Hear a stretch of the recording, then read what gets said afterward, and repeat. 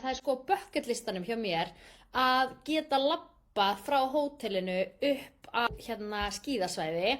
Eru fleiri sem eru svona eins og ég alltaf að skoða ferðir til útlanda, en núna ég farin að skoða skíðaferðir fyrir næsta ár og ég komin inn á sumaferðir og þau að bjóða upp á skíðaferðir bæði til Madonna di Campiglio og Selva di Val Gardena sem eru skíðasvæði í Ölpunum á Ítalíu og ég mjög spennt fyrir skíðaferð til Ítalíu. Ég hef aldrei áður farið á skíði í Ítalíu og mér finnst það geðveikt spennandi af því ég elska Ítalíu.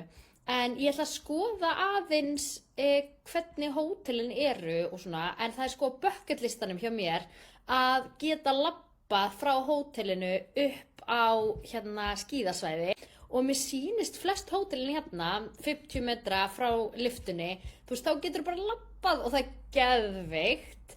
Og getum við síðan skoðað aðeins meira staðinn, en það eru sem sagt farastjórar sem að fara með, sem eru skíðasérfræðingar og svo boðið upp á skíðakennslu líka fyrir alla aldurshópa og flest öllu hótelin eru í göngufæri við skíðalyfturnar, sem algjör snilld. En ég var líka búin að fletta upp þessu skíðasvæði og þetta eru sko 150 kílómetrar af brekkum, þetta eitthvað 100 brekkur, 40 eða 50 skíðalyftur, sjúklega flott og ég mjög spennt fyrir þessu. Einhver sem að langa kannski að skella sér í skíðaferð?